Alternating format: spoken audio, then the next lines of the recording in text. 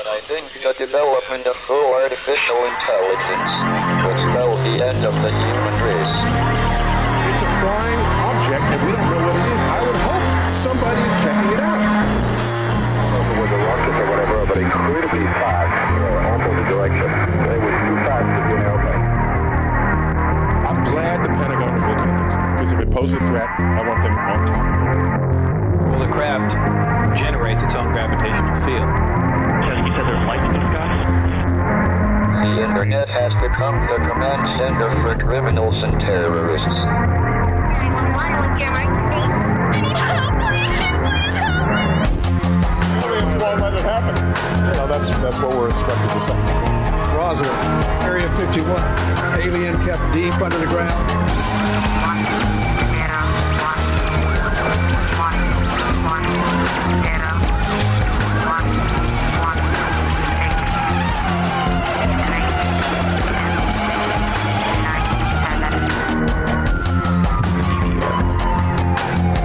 Doesn't have your best interest in mind.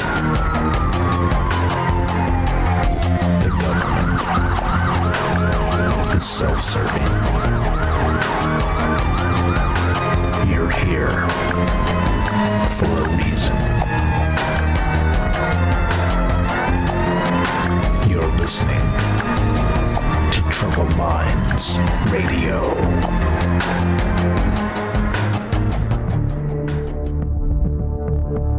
Broadcasting live from a secret bunker just off the extraterrestrial highway.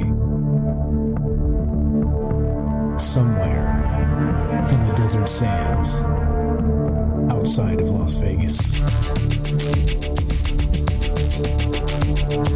From somewhere in space-time, loosely labeled Generation X on planet Earth.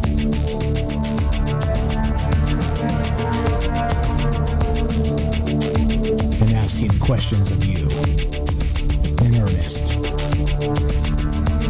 into the digital darkness.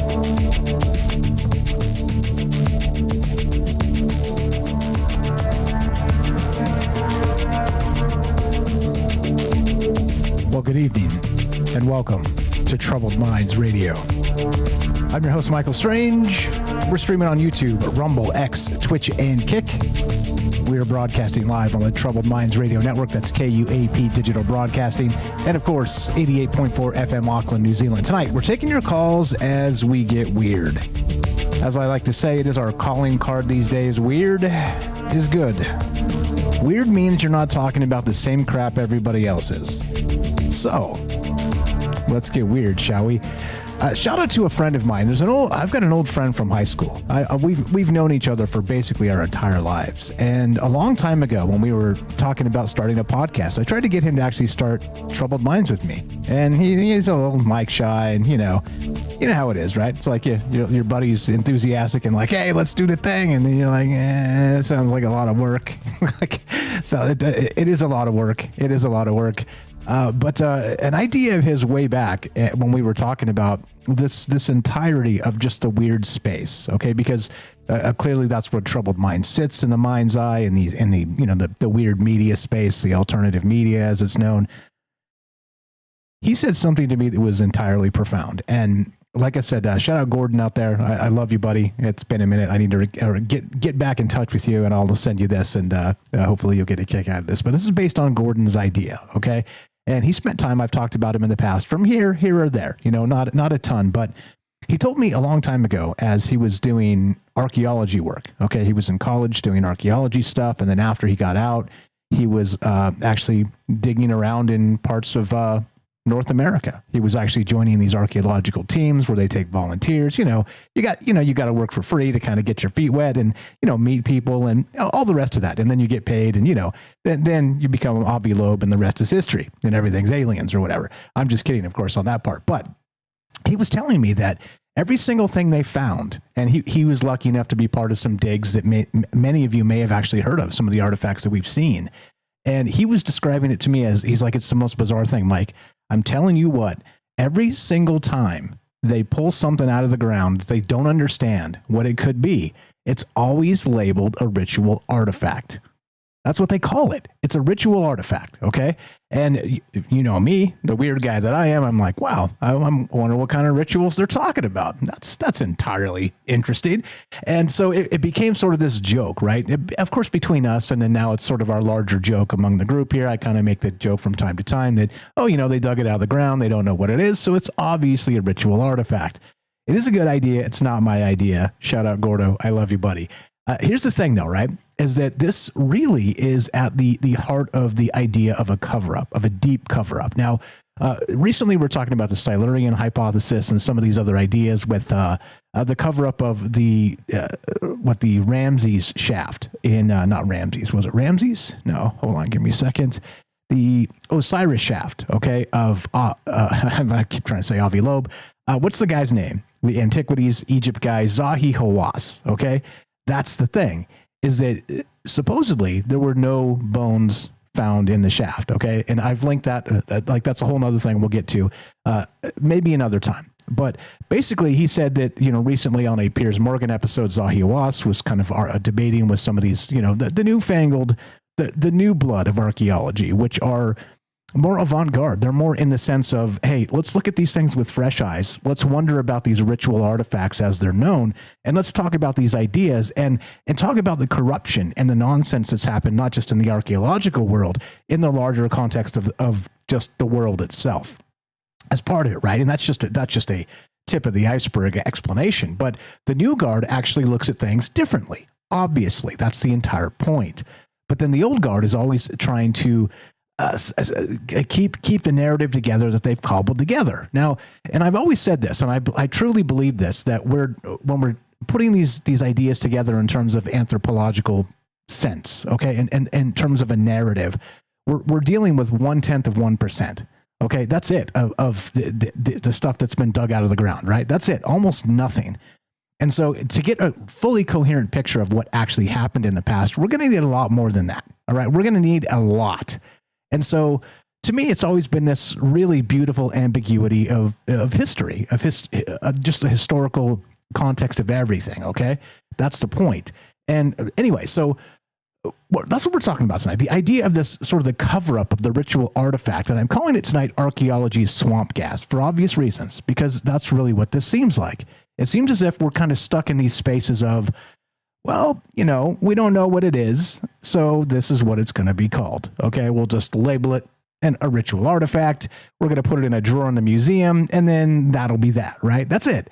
Very simply, and that's that, okay? But of course, it gets my goat, because there's a lot of things that, again, when we talk about emerging science, when we talk about consciousness being primary, possibly, maybe it is, maybe it isn't, you decide on that.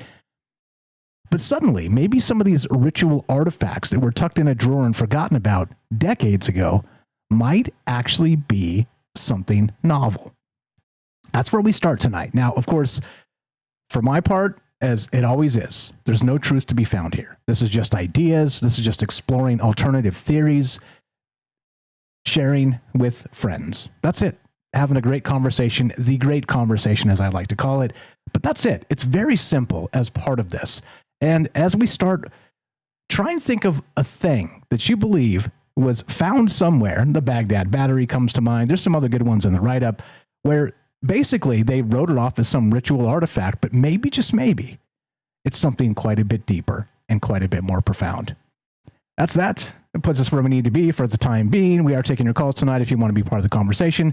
702-857-6939. You can click the Discord link at troubledminds.org. We'll put you on the show. It's as easy as that. But before we do that, we're going to get a quick word from our sponsor. In this case, let's go to the Stoic Mindset from Jack in Oregon. Be right back. More Troubled Minds in 1 minute. We got James and Jay Winch coming up in your calls as well. Do not go anywhere. More Troubled Minds in exactly 1 minute. Be right back. Feeling stressed, overwhelmed? In today's fast-paced world, it's easy to get swept away by our emotions. Take a breath and find your inner strength with the Stoic Minute. You have power over your mind, not outside events. Realize this, and you will find strength. The ancient Stoic philosophers understood that we can't control everything in life, but we can control how we react. The happiness of your life depends upon the quality of your thoughts. Focus on what you can influence. Cultivate a positive mindset and let go of what you can't change. Find your inner strength. Live each day with courage, wisdom, justice, and moderation. Embrace the Stoic virtues and find peace within. The Stoic Minute, brought to you by Jack in Oregon. Let us continue, shall we? Okay, now, the ritual artifact, back to this, Archaeology Swampcast. Now, funny enough, Satya in the chat there, I got to read this. This is too funny. He says, I came back upstairs because he's downstairs cutting some soup. Shout out, Satya. He says, I came back upstairs to say this. A ritual artifact equals a fertility symbol 85% of the time, where, of course, archaeologists' heads must be at. Yes, I've noticed. Ooh, burn, sick burn. Love to hear you guys' thoughts on this. Like I said, I got some examples we'll talk about, but it certainly seems to me, basically the large umbrella question tonight is this. Do you think there is more of an ignorance aspect to this, or do you think there's some level of cover-up? And we can talk about the Osiris shaft of Zahi Hawass and the bones that went missing, if you want to add that to the conversation. I think it's incredibly important here because there are legacies to be maintained. There are people's lives' work at stake when something paradigm-changing really turns over the entirety of a narrative. And we're not just talking a narrative in terms of, let's say, the singular space of an idea. We're talking about a narrative in terms of the entire human narrative. Okay. For instance, what if the pyramids themselves were from 30,000 years ago to the time of Zep Tepi when the gods walked the earth, right? Something like that. Certainly that would change everything. No, I'm not saying that's the case. I'm not saying I believe that. I'm saying that what if? Now, when you turn over one massive thing like that and suddenly everything changes, clearly there are institutions that would like to keep the power space. So I don't know. How weird does it get is always my question. And what do you know about this? Do you think it's more ignorance? Do you think it's more cover up? Do you think that do you think maybe I'm off the rails? That's okay too. As you guys know, like I don't mind being wrong. My entire basis for being here in these conversations is I begin wrong. Let's talk about where maybe I'm not. That's it. And talk about your ideas as well. Love to hear your thoughts. 702-857-6939. You can click the Discord link at troubledminds.org. James first. He got in here first. James, what's up, brother? You're on Troubled Minds. How are you tonight? And go right ahead. I'm okay. Can you hear me? Yes, sir. Loud and clear. You sound fantastic per usual. Good. Yeah, this is a great topic. You know, I think what you mentioned, you know, is it ignorance or is it cover up? I think there's probably, as usual, it's probably a little bit of this and a little bit of that. I think that there's this natural tendency or desire or feeling that we should know what's going on, or that unknown is scary in some way, or just unsettling. And so I can imagine why some people out there, when they're just finding, let's say, random objects, like one random object here or there, when they can't figure out what it was for, they will, again, put it in that category of ritual artifact or object. But then I think that in some cases, when you start finding multiple objects that also don't make sense, but you just find so many of them, then maybe that's where the cover-up may start to happen, where none of this makes sense. So, but we have to say something about it. We have to give some kind of an answer. So we'll just say, well, it was part of some ritual. We don't know what that ritual was, and that's nothing wrong with that idea in general. But I think that, you know, when you hear so much about like artifacts going into museums and things, and then people can't find them again for a while because there's just the archives of different museums and places are just so vast, and not always, depending on how far back you go, organization was not always as good as it could be, or should have been, or could be now. And so I do wonder about that. How much, you know, there's probably multiple factors in all this, as usual. Yeah, which is the whole point. That's the whole point of this, is that I think you're right. Again, if I was a betting man, I'm not. I do live in Vegas, but I do not bet, or else I would be broke. Don't bet if you live in Vegas. PSA, friendly PSA there. But I think if I was going to bet on this, I would bet what you just described, that it's probably a combination of a couple things or, multiple things here. And, you can't just say everything's a ritual object and not be able to describe the ritual in some capacity. And the thing that spawned this idea, it's an old idea. Like I said, me and my friend Gordon were talking about this years and years and years ago. But in this moment, I was catching on PBS this sort of bronze space of an old Chinese dynasty, part of an old Chinese dynasty that had come and gone, and they were kind of putting these pieces together, these bronze things, and basically saying these were ritual objects, right? And I was like, there it is again, right? There it is again. And it was fantastic, right? The show was really good and really well put together. PBS usually does really good stuff. But basically, they even went on to describe that they tried to put, from the pieces of these bronze statues, they tried to find the spaces where they actually fit, which directions they were facing. Were they facing each other, away from each other, in a semicircle, in a circle, in a square, whatever it was. And they were working really hard to try and piece together what the ritual itself may have been. And of course, one of the researchers said, well, basically they were moving into this space. It was some sort of a obvious ritual space where they would do incense and smoke and things like this, and then sort of get people to come out of their consciousness space and then try and, go speak to their ancestors or the gods themselves and then bring something back. And I was like, well, that sounds like every ritual ever. So the interesting part about it is multifaceted, of course, but is that it seems like many of these rituals are really tied into that not just the veneration of our ancestors, the ancestral spirit, but beyond that, reaching into the realm of the gods and bringing something back. And so, kind of kicked an old idea in the butt when I heard them go, oh, well, these were obviously ritual artifacts. I was like, oh, here we go.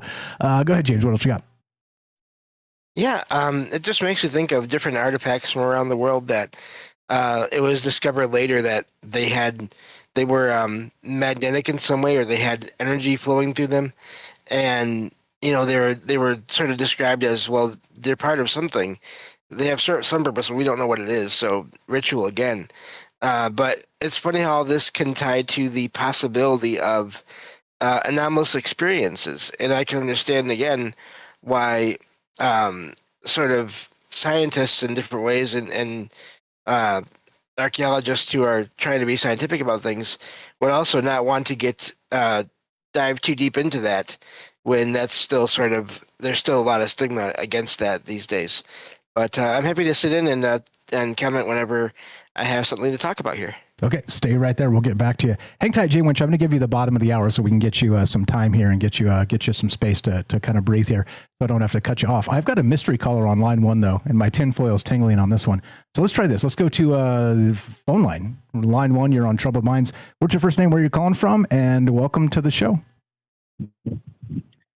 Hey, what's up? It's Jay again from Jay in Arizona. What's up, brother? You're on Troubled Minds. What is up? Just making sure I'm on, right? You guys can hear me? Yep, you were good. Can you hear him, James? Sorry, yes. Okay, good stuff. Yeah, we can hear you. You got about 4.5, 5 minutes, Jay. Welcome to the thing. Thanks for calling. All right, just cut me off if I ramble on. But first of all, man, again, it's hard listening to your show, man. Every time I listen to it, I get more troubled mentally, just due to the fact of the truth that you guys speak. But I just called in and I was curious to see. I didn't really catch on. It's my first time calling this, but what's the topic regarding anthropology, I believe? Yeah, archaeology, and the fact that they call everything they find and don't understand a ritual artifact, sort of as a cover-up space. Oh, okay. And another thing I wanted to say, just as a compliment.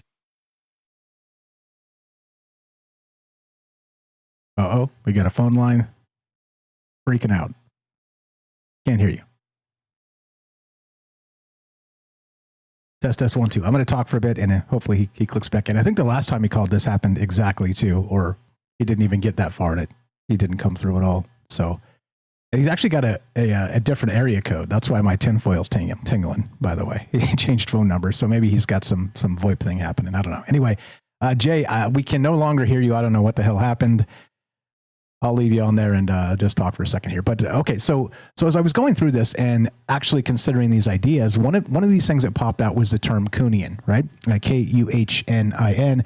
And Thomas S. Kuhn wrote this book in 1962. It's called The Structure of Scientific Revolutions. Now, I'm going to read you this quick blurb because this is important here. And this is just from Wikipedia. I don't make a habit of reading from Wikipedia, but this is the best way to do it, so I don't have to just AI summarize it. They've done it very well. Check this out. So this book, written in 1962, it's a landmark event in history, the publication here, of history, philosophy, and sociology of science. Kuhn challenged the then prevailing view of progress in science, in which scientific progress was viewed as development by accumulation of accepted facts and theories. Kuhn argued for an episodic model in which periods of conceptual continuity and cumulative progress, referred to as periods of normal science, were interrupted by periods of revolutionary science. The discovery of anomalies, accumulating and precipitating revolutions in science leads to these new paradigms. Again, the paradigm shift. And so these new paradigms then ask new questions of old data, move beyond the mere puzzle solving of the previous paradigm after the rules of the game and the change of the map of this new, directing the new research in a new particular way. So that's the point of it, right? And I'm going to just hang up on you there, Jay. Sorry. Call back, buddy, and we'll put you on the line. I don't know what happened. Like he's got a sketchy connection sometimes, and he's out in the middle of the desert as well. But anyway, so the term Kuhnian comes up in the write-up, and it is based on this here. And the whole idea is this paradigm shift. Now, the paradigm shift is taking that old data, looking at it in new and novel ways, and considering what we've missed, which is basically the entirety of what Troubled Minds has always been about. Let's look at the world slightly differently. Let's consider not just is, the many of the major institutions and the big money players corrupt as hell, but also how much of this are they kind of massaging to the point where it reeks of a cover-up. And that's really where my mind lands with this. And like I said earlier to James, and James's theory lands very well with me, is that maybe, just maybe, it's a number of things. It's not just a cover-up. It's some ignorance. It's some pride. It's some ambition. It's, people doing these things, just because that's what humans do. Okay. You don't spend your entire life working on something to have somebody show up and go, no, the pyramids were built by the aliens. And then you don't push back. You get it? And I understand. And I'm not even saying that the aliens built the pyramids. I'm not saying that either. I'm saying that people are saying that. And if that's your field and you're an expert in that field, I would expect you to push back. Okay. Not act like a child about it. If you don't want to engage with it, you don't have to. But I would expect some pushback in that space. But anyway, this paradigm shift is very real. And what does it mean in 2026? That's what's on my mind tonight. Thanks for hanging out. Thanks for being cool and chill, everybody. Shout out to the Robert. What is up? Thank you for the generous donation over there on Rumble. He says this: golf was invented in Scotland. Perhaps those hundreds of stone balls were the original Scottish golf balls. The McFlintstones may have played there, which we'll talk about those Scottish balls when we get back. Thank you for the generous tip there and the funny comment. And we'll talk about that because there's a lot of these ritual artifacts that don't get enough credit, and they are, in some spaces, some places in the world, even ubiquitous. Super weird, right? Yeah. Totally. Love to hear your thoughts. 702-857-6939. How weird does this get? If you can think of an artifact out there that you think was covered up or hidden that is actually something a little different than just a simple ritual artifact, what do you think it is? One more time, 702-857-6939. Click the Discord link at troubledminds.org. We'll put you on the show. It's as easy as that. Be right back. We got more from James coming up. We got Jay Winch and your calls as well. Don't go anywhere. Be right back. More Troubled Minds on the way. See you in just a quick moment.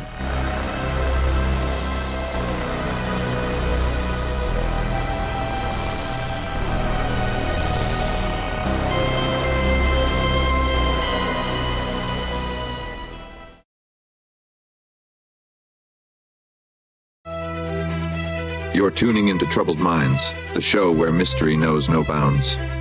Stay tuned for revelations that'll keep you questioning the fabric of reality.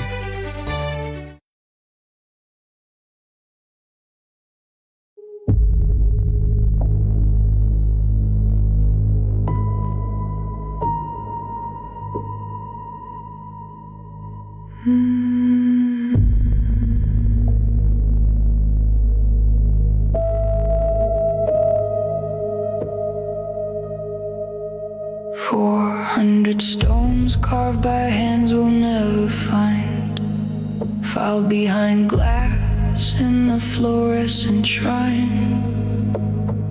The placard reads the same in every hall. purpose unknown, and that explains it all. A battery dressed up as a scroll case for years. Voltage in the clay, but nobody checked. Label on the drawer said, don't look here. And everyone agreed and genuflect. Ritual, ritual, that's the word they used to lock the door.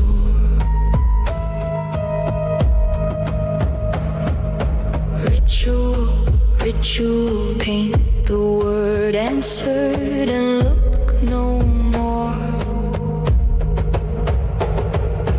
Everything we couldn't name goes into the drawer and feeds the flame of knowing nothing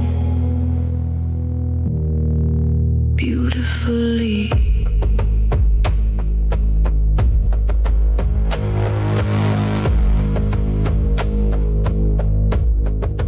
Quartz is not quiet, quartz remembers the pressure. Frequencies humming in a Neolithic hand. But function and the sacred split forever. When someone drew a line across the land. 12 bronze. Hello there. My name's Mike. I've got a radio show. It's called Troubled Minds. Yeah. What's up, Joe? Lunging Mule. Jay Winch. Talk to you momentarily. Michael W. James. How you doing? APOC. Herschel. Daryl. Dragon Rose. What's up, Joey? Satya. The Roberts. Karen Rocks. Indeed. How you guys doing? Good evening. What's up? Over to YouTube. What's up? We got Sooty. GR Hutch is here. Good evening, guys. James is there, of course. What's going on? Eli. Race is back. With the race with the jokes. Michigander. How you doing? Good evening, guys. Good evening. What's up, Stephen England? Hope everybody's well tonight. Ioxy. I was the first one to get a fire barrel here to burn a giant pile of brush. Neighbors caught on. Now it's all night a giant fire for fun. You've brought back the ritual harvest dance of old. What's up? Hope everybody's well tonight. Over to Rumble. I see you, Puff and Nostradamus, and thank you, Robert, for the generous donation. Appreciate you guys. Let's talk. Let's talk about these the idea of a ritual artifact. And you think it's a fair analogy to call it archaeology's swamp gas? Yeah. A little hyperbolic, I know, but get over it. Here we go. Troubled Minds happening now.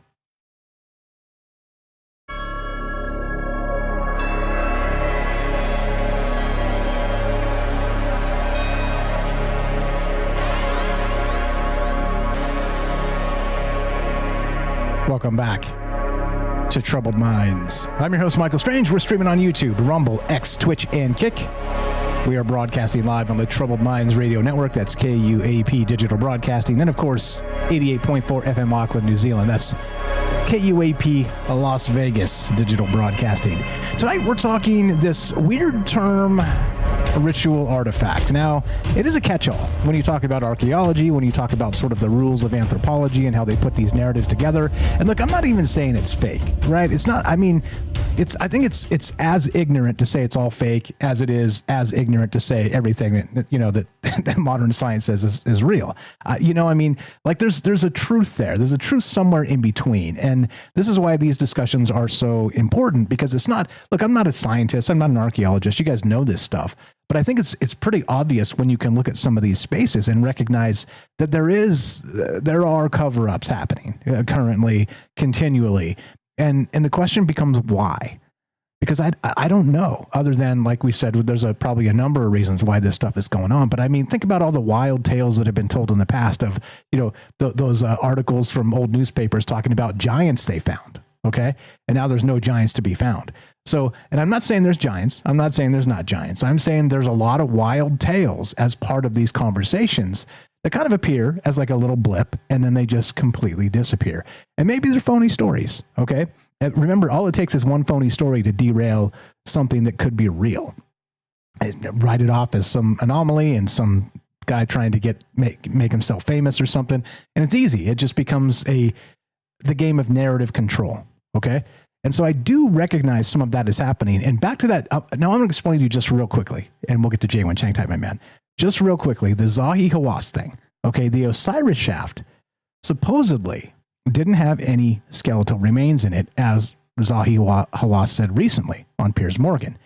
But then Jimmy Corsetti and others were digging into the original paper that Zahi Hawass wrote.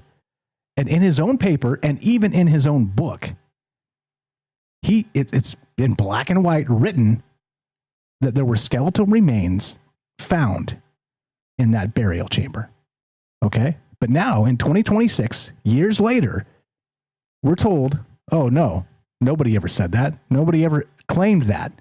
But all you do is go back to the publication, the original publication, and this is what we're dealing with. So what happened to those bones? And what about the cover-up? And the thing that gets me is that maybe, just maybe, that was the burial shaft of Osiris himself. Ancient astronaut theorists say yes. What do you say? 702-857-6939. Click the Discord link at troubledminds.org. Thanks for being patient, my man. Jay Winch in Missouri. You're on Troubled Minds with Mike and James. How are you, sir? Welcome to the joint. Hope you're feeling well. Go right ahead. I'm doing good, man. I do actually, thank you for putting me on top hour. I do have a lot to talk about. So if you feel free to cut me off, feel free. Just say, hey, coming to commercial break.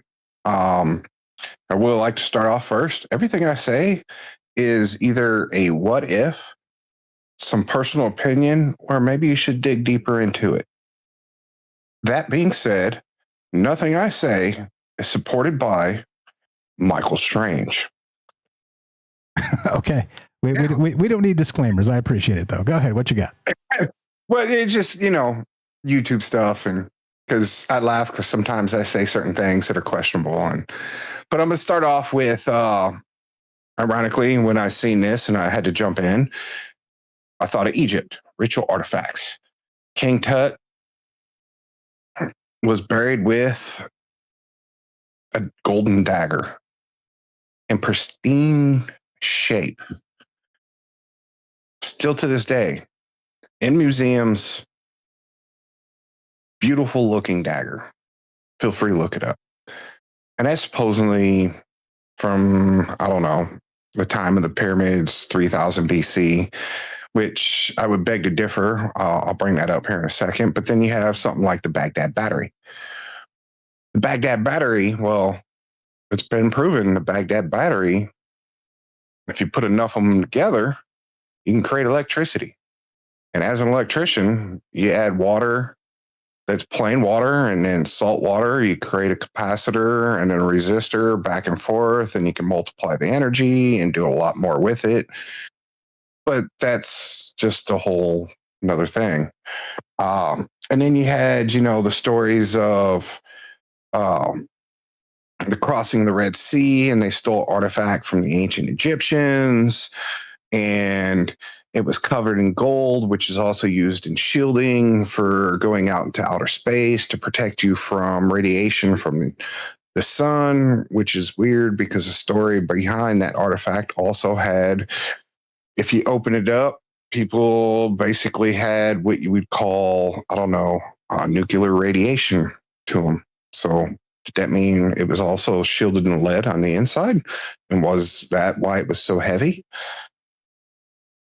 Just a few little questions to start off with. But to go back to the pyramids. Oh, go ahead.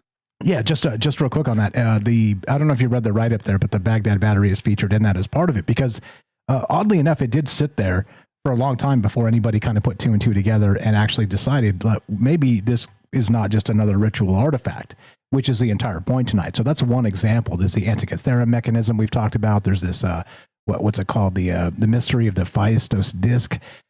And many of these things throughout history that are not just, let's say, baffling in terms of engineering and some of the things that the ancients could or should have known, but also in the sense that if you threw these things in a drawer and never looked at them a second time, they were simply and would have always been labeled ritual artifacts. And that's the part where, this paradigm shift comes in of looking at things slightly differently. And I think it's incredibly important. Great stuff. What else you got? Well, I'd love to go back to the Egyptian thing, but I'd love to also shift to ritual artifacts and spam.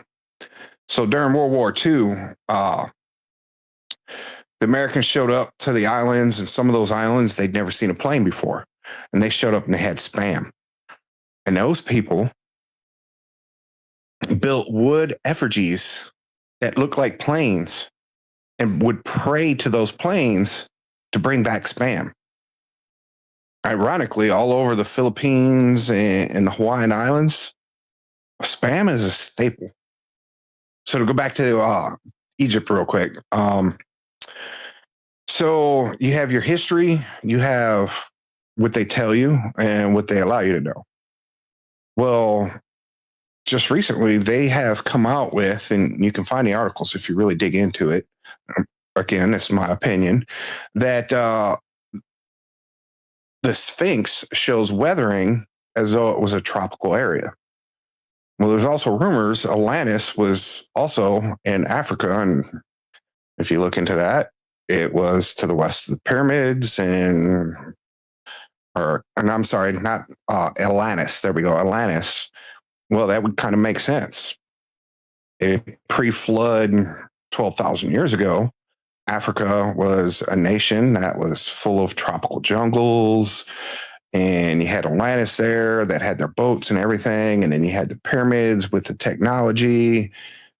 Kind of fits in place, and that would kind of fit in place why the Sphinx has weathering.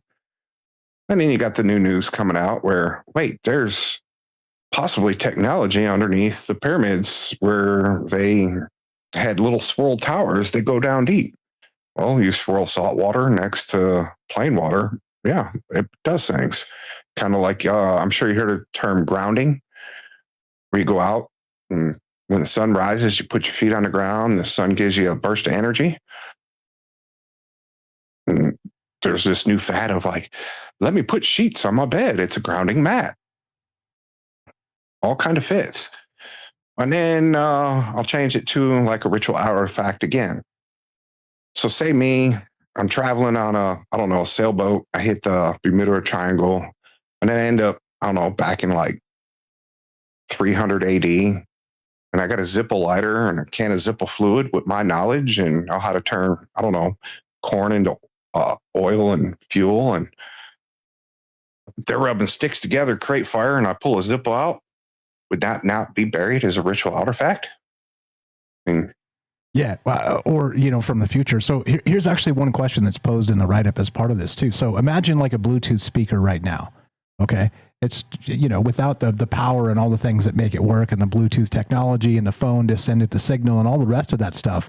If you have a Bluetooth speaker and you fast forward 1,000 years and say there's, let's not hope for this, of course, but say there's some kind of apocalypse where the technology of today doesn't stick because we're stupid and we kill each other. But then let's say somewhere along the line, somebody finds a Bluetooth speaker and they don't know how it works. So it would be very easy to just call it a ritual artifact. Okay. But even though the underlying technology of what it is, what it was, certainly was there at some point and did something. But in this case, just because they find it and can't determine what it did because the other part of the technology is missing or has been inert forever, then maybe, just maybe, this is what we're looking at with the entirety of the historical record, just as an example. So I do have a question. How much more time do I have? Because there's quite a bit. I'd love to talk about the bones. I'd love to talk about, the Greek artifact that was found, and certain things waste away and other things are hidden and other things sit in icy cold depths that never waste away. Okay. We got Jay's back on the line here, so we're going to work him back in. But you jumped in line because his thing disconnected, so he's going to wait. But give it 5 more minutes, and then we'll leave some room for Jay before we take a break. Okay, so if you can nail what you got in the next 5. Appreciate you. Go ahead. So I'll nail what I got in the next 5. So you had the ancient Greeks. A ship was found with a piece of metal that the more our technology was able to dig into it, it charted the stars better than a lot of our modern technology can. Unfortunately, it was ruined because of nature, salt, wind, water, movement.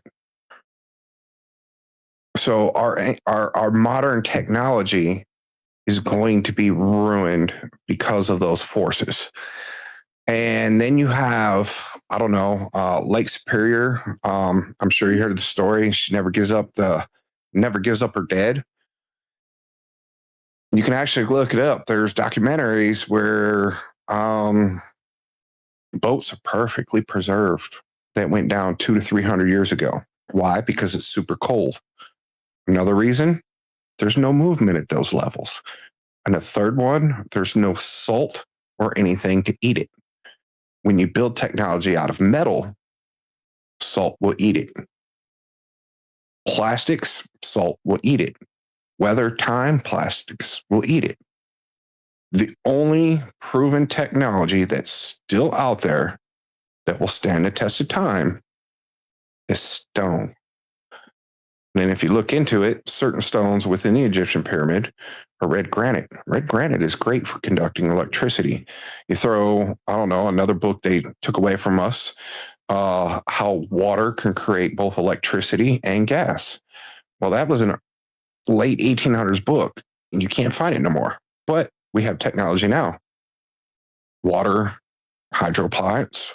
Oh, wait, a little bit of salt and this, that, and the other, and you can create hydrogen gas from water also. Weird. Yeah. But then you get into the bones and the hiding of things, and every ancient, my last thing, and if you want me back, I'll hang out, and if anybody has questions, but the last thing, ancient bones. And the giants supposedly that build things. Well, size of those blocks, either we lost sonic wave technology and be able to use certain frequencies that the original OG Tesla talked about. Everything resonance adds to hurt, and you could turn, I don't know, a cannonball to the weight of a paper. But every ancient people throughout the world, I'm talking thousands of generations ago, talked about giants. In the US, they talked about double row of teeth, red-headed, 6-finger, 6-toe people. The Egyptians even said they had giants. The Romans supposedly had giants. The original Achilles, if you dig deep, my opinion, if you dig deep enough, he was supposedly 14 foot tall. And oh wait, there's other books that said Adam was 14 stone. 14 stone is a stone's taller than a foot. So if the original person following that was also what we consider a giant, the farther we get away from the original, the more we become a clone of our prior self. Do we not become strong, smaller, and weaker from our original thing? So does it mean we were all once giants once upon a time? The Igigi and the genetic engineering.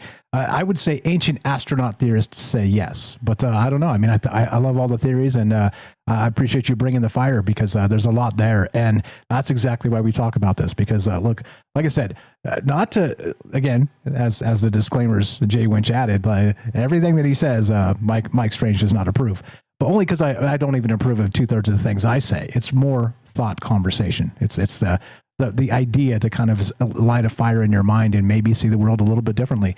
And Jay Winch, I appreciate you very much. Thanks for popping in here. Welcome back. Glad to have you. And I'm going to drop you down, but if you got more, just let me know. Pop it in the chat, and we'll get you back up here. Going to make some room for James and for Jay on the phone. But fire stuff. Appreciate you, Jay Winch. Anything to add to that, James? Tons of stuff there, and he's spot on about so many things, and especially the cover up, which we started with. And anything you got on what he added? And if not, we'll go to the phone line with Jay.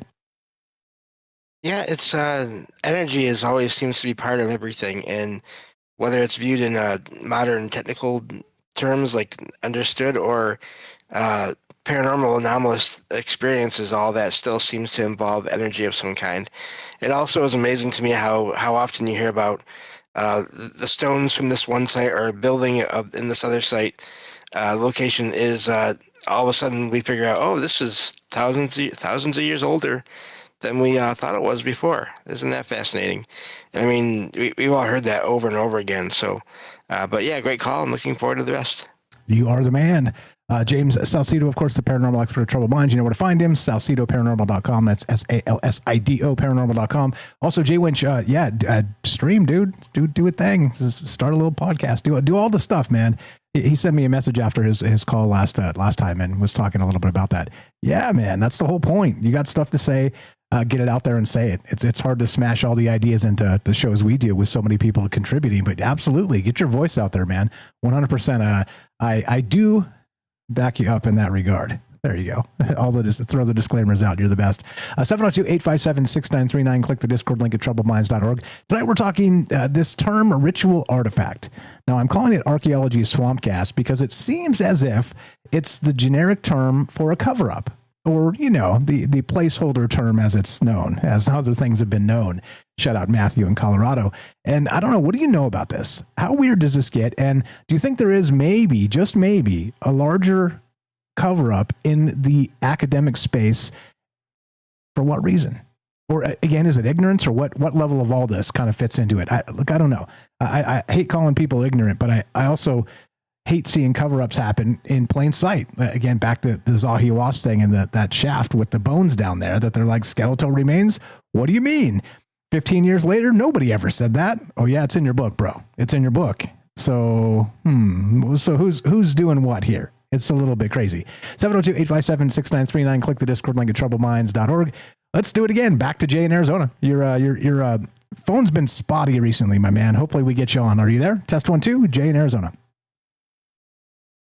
Yes, sir. I apologize. I'm out here walking and I just got a bad connection, drop call. Do you want me to start over real quick and I'll just run through it? I pretty much know what to say now. Hit it. Welcome. Can you hear me? Yeah. Yep. Loud and clear. Go right ahead. Yeah. So basically, I don't know where it dropped off, but I'll start over. And just going back real quick to like the UFO thing. I just think it's weird, again, patterns, all these things going on in the world, and kind of recently, like some of the documentaries with Bob Lazar coming out again, NASA going to the other side of the moon, space race. And then on top of that, out here in Arizona, I heard this week about, I guess, one of the Catholic pastors in this location talking about just partnering with the University of Arizona, and just interested why a religious foundation would be interested in some of those aspects of whatever you want to call it, astronomy, whatever, the heavens, this and that. But going back real quick to, I guess, the main topic, anthropology and artifacts and stuff like that. For me, I know kind of people out in Peru, and it gets interesting with Peru per se. For me, my ex-girlfriend, my ex-novia, she has, a lot of family out there, and some of them are part Quechua. And they talk about the natives and the way they lived off the land, and et cetera. And this is just my belief. And it gets interesting because academics, psychology, all these records you can find online, but back in the days, like the 70s, 60s, 50s, it's just weird how, for some reason, they don't want to, in this world we live in, accept the findings or what the results are based on.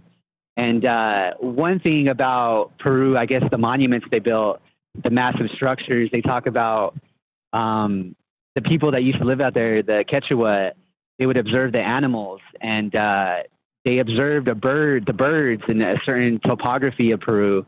And it was a certain plant. I forgot the name. I'll have to get it for you guys, but you can Google it. And they talk about how these, the species of birds would, I don't know for what nutrients, but whatever they left over of the plant, I guess acidically, with weathering and stuff like that, it would be left on the rock, and it would develop like a hole within the rock or something. Acidically, it would reshape the rock. And they say that's what they utilize, this foundation of the plant, to shape and whatever, to form these monuments. It's interesting when you get into, if you look into it, I mean, there's a lot of research from anthropologists, and for what reason it's not talked about anymore, I have no idea. And then another thing about Peru, which really blows my mind, is the topography of it. And I want to skydive out there soon. But what's interesting, Peru is the only place in the world where within the region you can go through 20 different types of landscapes. You can go through the desert, and like 30 to 40 minutes later, you'll be in, let's say, the jungle. Another hour, you'll be in if you guys look into it, it's interesting. And they say there's only 32 type of topography within the world, and Peru possesses 20 of those, which is weird, and this is just my belief. I get a little crazy with my ideas, but I think that's kind of like where the origins of the earth started, like Adam and Eve, etc. Because if you think about it, like they talk about too, the ancients were, when they were invaded, a lot of these enemies to find the Quechua or the Peruvians or whatever you want to call them, they had to hike for a day or two just to reach the mountain range peak, which is crazy to hike for 2 days up a mountain or even more. So again, Peru is very interesting. It's like very, to me, if you guys look into the topography, it's like you'll go from a landscape of desert and desert animals to jungle animals to, you know, icebergs. And it's like, it's weird. I don't know if that was like an experiment by the creator of the world or whatever you believe in. Maybe that was like the foundation of just kind of creating a world, and then from there branching it out and just making a bigger desert like Arizona, you know, like a jungle here and versus in a small region. And then another thing I talked about last time I called in was some of the psychology. And I believe this, just like in entertainment per se, in our culture, everything you see in the movies, I believe is true. I just think they throw in the Hollywood aspect, which dilutes your belief in the originality of, I guess, the form of the message. And like that movie Arrival, I came across that guy, Benjamin Worf, and he was a linguistic. You can Google it. And he talks about natives and Mayans and different cultures and how the languages shaped perception. And just like he talks about English, he says it's weird. English is not a language. It's not a real, it's gibberish. Like we're speaking gibberish right now. It has no context, the verbs, you can look into it. And anyways, he talks about English being linear and like the way we perceive, we can't see the future. And it kind of goes back to that movie Arrival. I think this is where they got the idea from. It's some of these old psychology academics like Benjamin Worf. And there was a couple other guys that studied linguistics. And if you get into it, it's really interesting. I don't want to take too much time, but you guys look into like the topography of Peru or linguistics and psychology, it's just weird, like I said. And it's weird why, you know, in our culture, just like who invented English for what reason, you know, this and that. And then like whatever culture invented this region we live in now, the way we do things, technology and this and that. And it's like, you know, I don't know. It's just weird how humans, we've changed so much and we're not native to what it used to be, you know, and it's just like animals too in nature. I forgot the name of it, but they talk about how animals heal themselves through plants and nature, like natural medicines, like coyotes and wolves and stuff like that. And I don't know, it's just interesting to me. I believe the creator, whatever you believe in, there's nothing to be created per se by us because everything's here that we need. We just need to understand how to utilize it more. But anyways, like I said, I'll shut up. Thanks again for what you do. Hopefully you get a midnight show going. Those are kind of more my hours, but again, thanks for, you know, inspiring and keeping these troubled minds, awake, I guess, within the reality we're living in nonsense. But again, thanks again. And I appreciate all you do, man. Thank you for the call. Appreciate you very much. Jay in Arizona, the official skydiver at Troubled Minds. Always a pleasure. Have a great night. We'll talk to you soon. Yeah. Well said, all that. I'm calling this tonight the ritual artifact. Archaeology is swamp gas. Like I said, a little hyperbolic, but do you think it fits? 702-857-6939. You can click the Discord link at troubledminds.org. We'll put you on the show. It's as easy as that. What do you know about this? Cover up? Incompetence? Something else. Be right back. More Troubled Minds on the way. Do not go anywhere.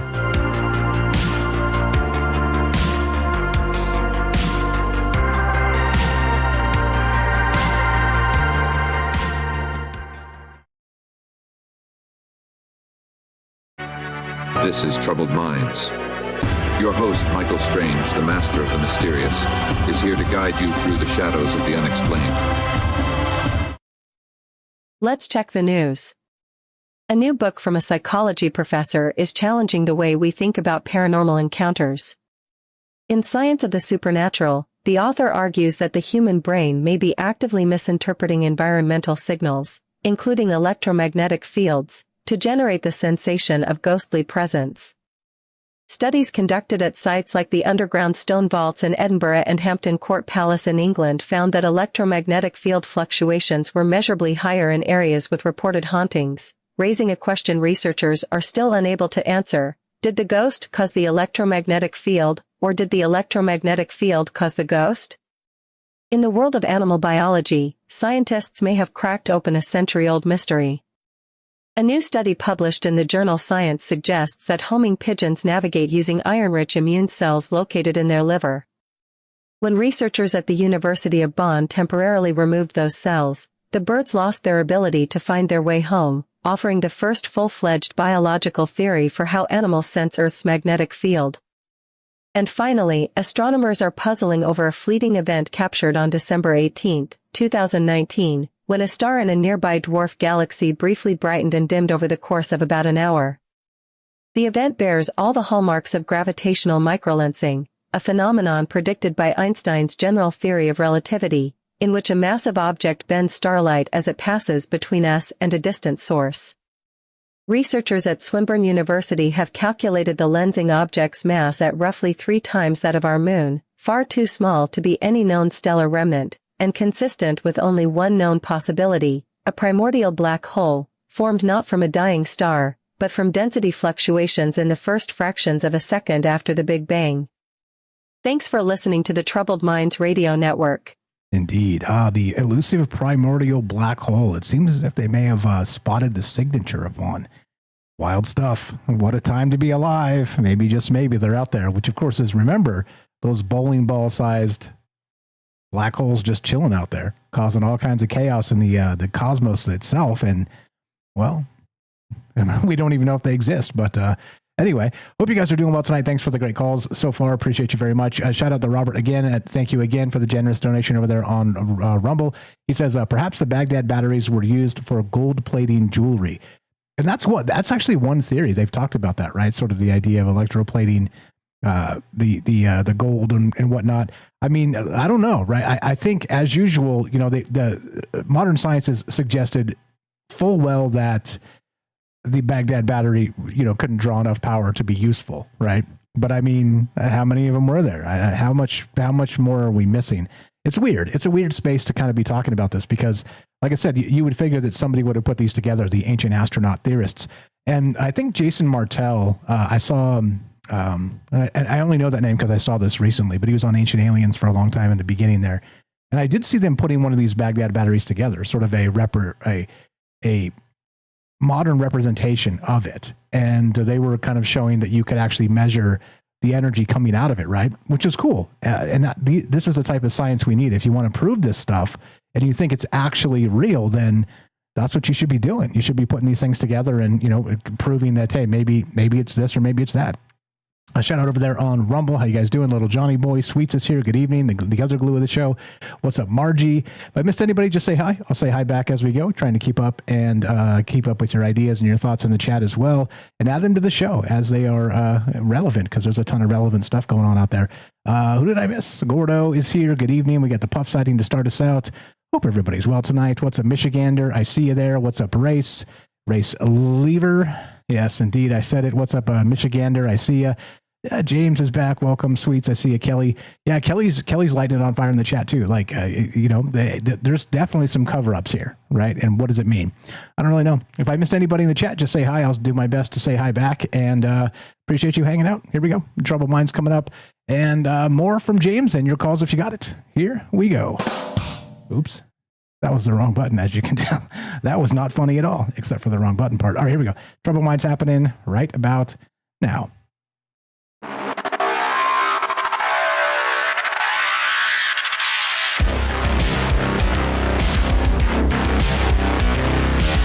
Welcome back to Troubled Minds. I'm your host, Michael Strange. We're streaming on YouTube, Rumble, X, Twitch, and Kick. We are broadcasting live on the Troubled Minds Radio Network. That's KUAP Digital Broadcasting. And, of course, 88.4 FM Auckland, New Zealand. Tonight, we're taking your calls as we get weird. I'm calling this the Ritual Artifact. Archaeology's Swamp Gas. Like I said, a little tongue-in-cheek, a little, pointed, a little, Hey, it's a tough life out there when you're putting titles up and trying to compete with all the people that are like, the aliens stole our DNA, or whatever they're saying out there. And look, I'm not saying that's impossible. I'm saying that, I don't know. I'm not sure I could sleep at night if I was constantly pumping titles like that out into space. But you get my point here, is that the ritual artifact itself and this space of titles is difficult. And the ritual artifact, of course, is everything they can explain in the archaeological record. Now, I'm going to read just a little blurb here from the write-up because it's important to what the Robert commented on earlier, but just straight from the thing. So there are over 400 carved stone balls scattered across Scotland.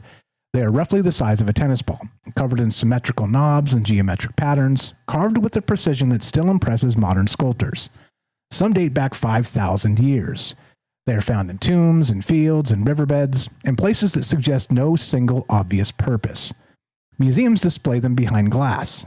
Textbooks mention them in passing. And when students or visitors ask the obvious question, the answer is always the same. They were ritual objects. The plot thickens. Nobody knows what they were for. Nobody has a working theory that accounts for the craftsmanship, the geographic spread, the mathematical consistency of the knob patterns, or the sheer number of them. But the term ritual object sounds like an answer. It has the cadence of knowledge. It fills the space on the museum placard where an explanation should go. And once the label is applied, the inquiry stops. And that's the point. And that's what we're talking about tonight. And basically, what do you know about this? Do you think there is a cover-up, or do you think it's, just a bunch of alien, ancient astronaut theorist knuckleheads kind of causing a trying to force a paradigm shift, which is part of the conversation tonight? And I only say, I'm not being mean to ancient alien people. I'm just saying that, like, when you have this space of the information game being played, the information war, there's going to be the academics that always push back to that and say that these people are insane. I don't know about insane. To draw a paradigm shift like we've been discussing tonight, you have to have these alternative theories. And they have to make some level of sense, at least so you can communicate them coherently to somebody who's a layman, okay? That's the whole point. But when you have the mask of archaeology and academia, and once again, not that I talk a lot of mess about academics, and it's not fair, to be honest. There's a lot of really amazing, smart people out there in academia that are the best of us, okay? I just want to be clear about that. But then there's people that, like, who I'm talking about, Zahi Hawass, that clearly has misrepresented some things. For what reason? And look, I don't know. Maybe it's completely plausible that maybe he's gotten old, and in his old age, he's forgetting stuff. Right? I give him the benefit of the doubt. I won't even call him a liar. All right? Because I don't like doing that to people. I think it's lowbrow. I think it's easy Jerry Springer type content, and I'm just not going to do it. But certainly there's something amiss when you talk about ancient Egypt, when you talk about how these ideas fit together. Anyway, love to hear your thoughts. Anything on that, James? There's more from this write-up we need to get to fill in some of the gaps. Love to hear what you got, if anything else, and then Jay Winch has got something to add too. Well, I just spent a few minutes here trying to just get back online, so I don't have a ton to add, but yeah, I think there's always multiple things going on, and multiple ideas that people sort of get attached to because it seems to make sense to them. And what's amazing about that is, what makes sense to one person will not make any sense to another, and it doesn't always mean that it's someone being intentionally rude or mean to anyone else. It's just how things work in our minds. And but then obviously there are times where there are things that people would prefer to be hidden or stay hidden, and just narratives that they really do embrace, and they do think it's actually the way it is, and will sort of overlook or figure any evidence to the contrary is probably not accurate anyway. So that's what makes all this very complicated in a way. Yeah, I mean, it's always complicated. And you know me, I'm not scared of complicated. It's okay. And I'm not afraid of being wrong. That's okay too. It's just that, like I said, if there's where there's smoke, there's fire, as they say. And when you look at some of these ideas, it does seem like there have been some cover-ups historically, and, information changing or swapping or switching or becoming this or becoming that. And the terrifying part about it is, in the Orwellian and 1984 aspect of where we live today, and ebooks and all the rest of these things, Zahi Hawass can say, well, it's in my book. And then you can go check and actually buy the book and see that it's in the book. But now suddenly you're going to be able to update that book and then sort of memory hold the idea that there were remains in the Osiris shaft. And what the hell does that mean? It means that the cover-up will last forever. It will last in perpetuity, and it'll be bandied by the people that are in power, the people that have the most to gain from lying about inconvenient truths. Yeah, or alternative theories. Fire stuff. Anything else, James? Well, just real quick that, well, first of all, great call from Jay in Arizona. But also, yeah, the even physical copies, I mean, if you have enough money or sort of resources, you can put out a book over again, a physical copy that has the information changed or deleted that you don't want to have out there. And then, the older versions of the book get harder and harder to find, to the point where they're either not available at all, or they're just, those other versions are just looked down on as well. That's obviously not right, because look at the new book. It doesn't have that in there. Yeah, exactly. I mean, you could. It always made me wonder about the updating version. Like, oh, check edition 12. Like, I mean, do we need edition 12? It's at that point, do we need a new book? I don't know. Anyway, fire stuff. Appreciate you, James. 702-857-6939. Click the Discord link at troubledminds.org. Jay Winch, diminished return. You know the drill. Welcome back. What you got for us? You said you had a joke and some other things. How you doing? You're on Troubled Minds. So diminished return joke out of love, because I love Daryl and I love the drum beat. And it was something about the Scottish perfect balls, but I'll save that when I go to check out. So the Baghdad battery, it uses energy, taps into the earth. Haven't they come out with electric culture with growing plants that grow really, really well?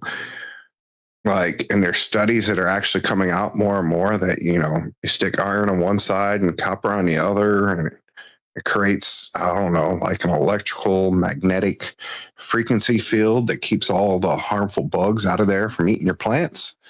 I don't know. There might be something there. Just like, I'm sure you heard of the stories of people growing food within pyramids. Like they would build a pyramid greenhouse and the food would be 2 to 3x. But, there's a lot I'd love to touch upon, but this and that. You ready for the drum beat and let everybody else get in here? Diminished returns. I'm ready. So somebody said something about, Scotland and the perfectly round balls, and Scotland invented golf. Is that why people in Scotland and Irish ran around in quilts? So if you missed the shot, they could show you the perfectly round. Indeed. Maybe. I'm not Scottish enough to answer that question. You're the best. Appreciate that, Jay Winch.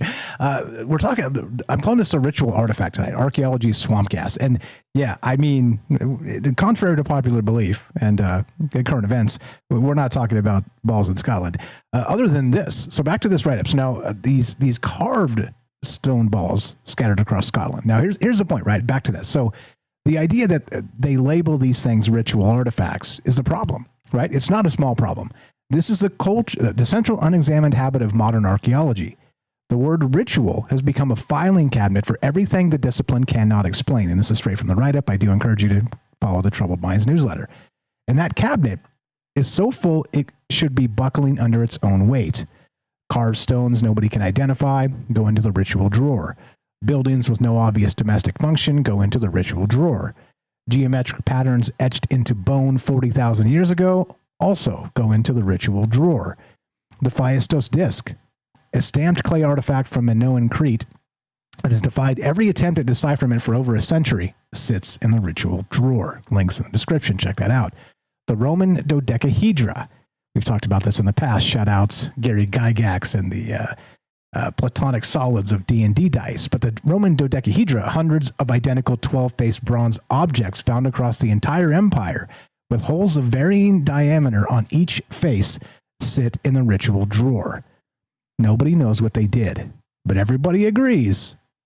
Probably ritual. What does that mean? And like I said, so now this is where we get into the hyperbolic part. And I think this is important because, you can, everybody can say something. Everybody can have an opinion, okay? And I won't get crude and tell you the thing about opinions, the saying as it goes. Shout out Mama Strange. She got mad the last time I did that, so I won't do that. But anyway, it was a little crude and crass, and sorry about that. But anyway, so the phrase ritual artifact functions exactly the way swamp gas functioned for the United States Air Force during the golden age of UFO sightings. That's the point. It's a socially acceptable non-answer. It acknowledges that the anomaly exists while simultaneously closing the door on further investigation. Nobody gets funding for admitting ignorance. Nobody builds a career on the sentence, "We have no idea what this is." But ritual artifact associated with ceremonial practices sounds like expertise. It sounds like a case for troubled minds, is what it sounds like. But it also sounds like the kind of careful, measured conclusion that belongs in a peer-reviewed journal.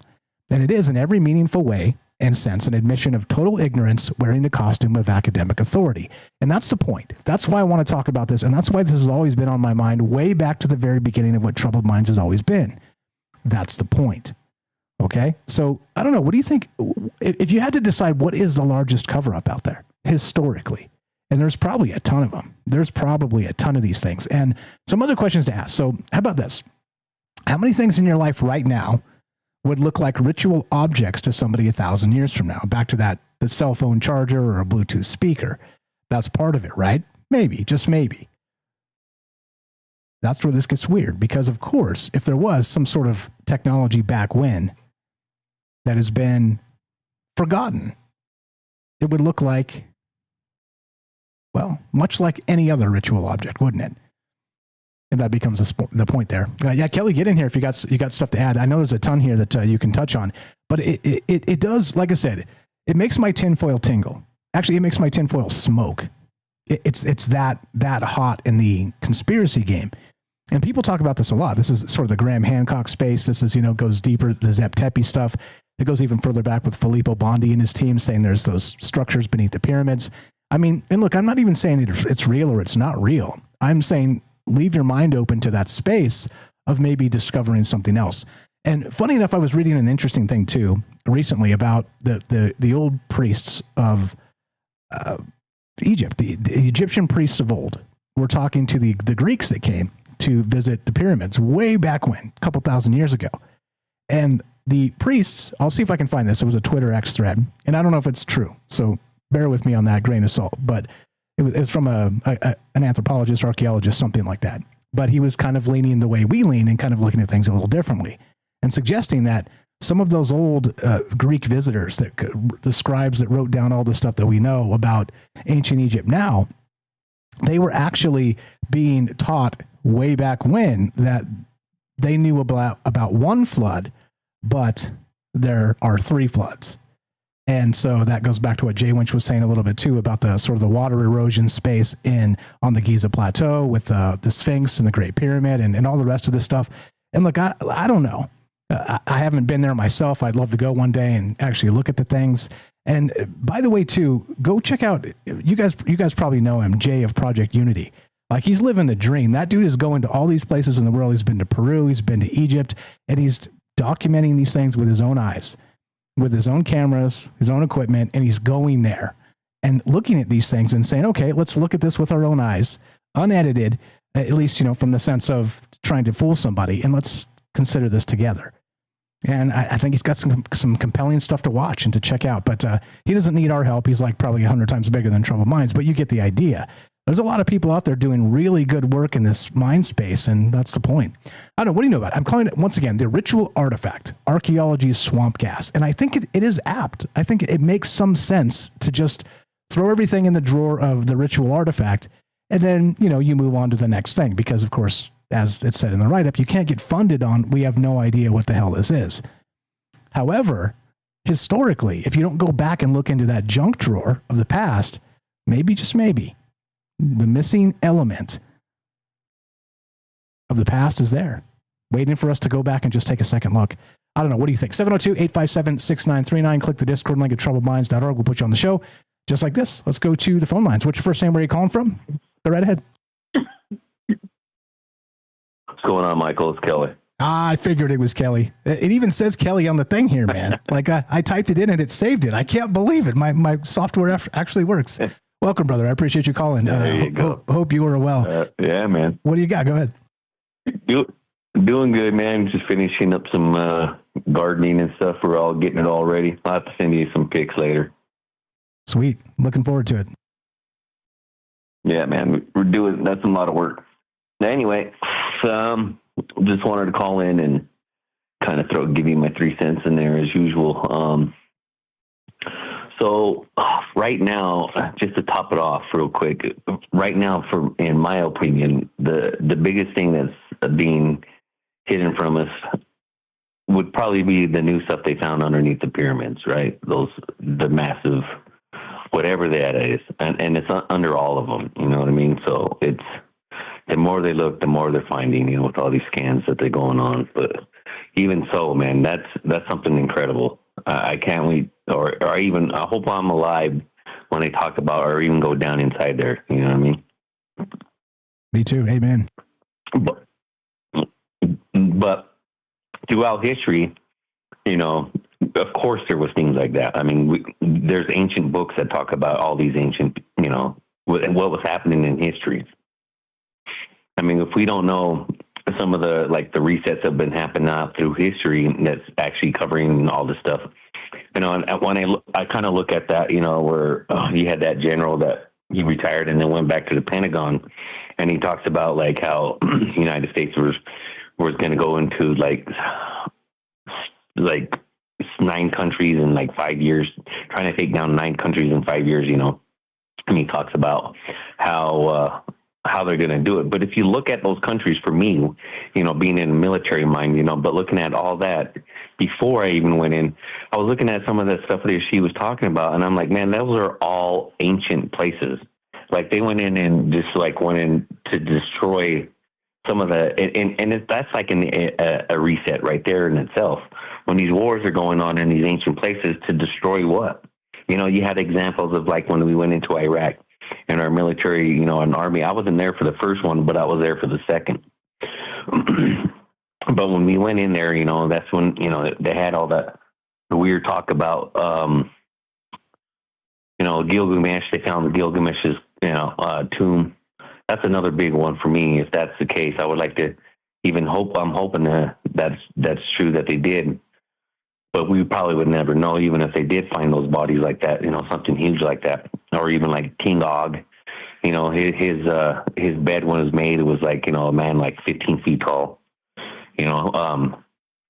But if you look at some of that stuff, you know, it's like all this stuff is hidden. You know what I mean? All the ancient stuff like that, or even like go back and even like you know, people talk about like with the Bellamese, right, from Africa, right? The people with the faces on their heads, or no heads, but their faces on their chest, and you have the what's those? Let's see, I'm trying to get the name of it while I'm thinking, but they call them dogmen now, but they're called cynosyphilis, right? Cynosyphili, and they were like the dogmen, and you can even look on ancient maps, like, you know, for example, like Antarctica. There's both of them are like, they like, I don't know, they're on different land masses on the Perry Reese map, right? And it has an Antarctica, and you see like different creatures, right? Stuff like that. Giants, you know, there were giants around. They found those bodies, you know, and a lot of those people, you know, all that was doing grave robbery, and that's what they were doing. You know, they weren't doing archaeology. Most of that stuff was grave robbery, and that's what they were doing. Even like when they were talking about the big hills over in, you know, like Ohio, the mounds and stuff, right? They were grave robbing and all that stuff too. You know, just same thing. Like after a while, Egypt was being looted. All that stuff was like in private. You know what type of stuff I'd like to see in people's private collections. You know what I mean? Or even, you know, stuff like that. For me, it's just irritating because, I mean, some of the people like, I like museums, but I dislike them because they shouldn't be having them in, you know, if they have museums, they should have museums of their history in their own country. You know, like these other countries like England and France, you know, they have all these ancient Sumerian, I mean, hundreds and thousands of artifacts, you know, all over throughout Africa. If you want to see them, go to those countries, or have a traveling, you know what I mean? Like they usually do have, like, because they have one that we've seen. I took my daughter to. It was about, you know, ancient Egypt, King Tut, stuff like that, you know, where you can go see. But, you know, it was, I don't know if it looked pretty real, but like, you know, none of major stuff like his casket and stuff like that was there. There was like a representation of one, which was pretty nice too. It wasn't too bad. It wasn't too shabby. But so if we go back in another one, for a big one for me, is the like Tartaria. They try to say that it's a conspiracy, but if you go back in even history books, they even have the flags of Tartaria. The receipts for that, it's not even a conspiracy anymore. They have so many receipts on that history of Tartaria. It's not even funny. Like, the Great Wall of China, if that was Tartaria, then it was the Great Wall of Tartaria because, the wall's built so it's facing against the enemy and it's facing towards China. I mean, and that thing was hundreds of thousands of miles. I mean, it's built on top of like mountaintops. I mean, if you ever see some of the great pictures, I mean, you're not the originally, the ones that you can see that they let you walk on. I'm talking like, throughout that country. I mean, it's incredible, man. How are they doing that? Like this high technology, like Punapunku, Egypt, for example, of course, I mean, all the big names that that's all out there right now. But you have stuff again that we find that we don't even know, and again, just like the show starts, they're going to call it one thing or another. It's like, it's either, something that has to do with like another one too. I hate is, everything is got to do with the phallus. You know what I mean? It's got to be something to do with some sexual thing going on. You know what I mean? Through some of these archaeologists, like prime example for one is like, in India, right? When they talk about, the lingam, the Shiva lingam, the original, if you go back and look at the original, you can look it up. You can just go, to the original carving of the very first lingam, and it shows Shiva, which is coming out of a lingam. It's not a phallus shape. It's just round. It's smooth, and it looks like, I don't know, man. It looks like something that's like a one capsule. You know what I mean? Round capsule, an individual thing that comes down and it landed, and he walks out of it. That's the carving of it. It's Shiva literally walking out of this thing, like high technology. It's either that or a portal, because there's no other way to describe something like that. But then archaeology, just like you said, it's either something that's got to do with religious or, a phallus or something, you know what I mean?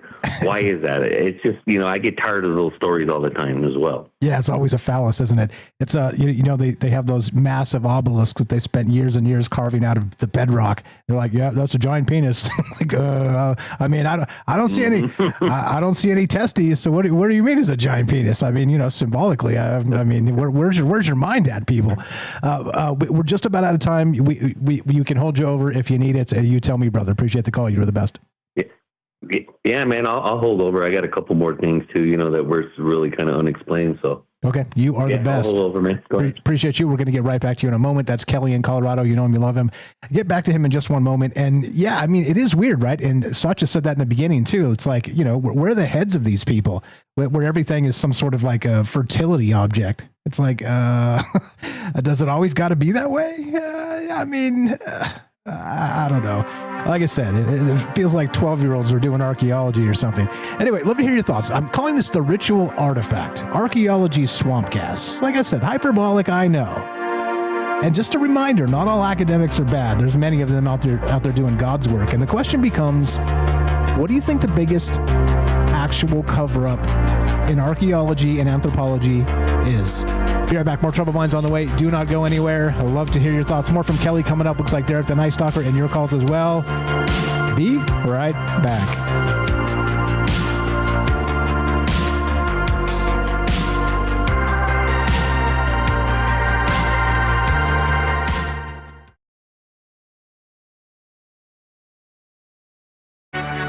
This is Troubled Minds. Your host, Michael Strange, the master of the mysterious, is here to guide you through the shadows of the unexplained. Let's check the news.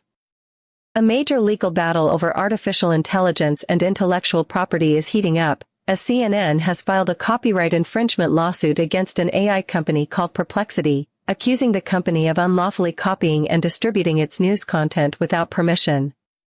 The suit, filed in the Southern District of New York, marks the first AI copyright action by any television network, joining similar lawsuits already brought by the New York Times, the Chicago Tribune, and several other major publishers.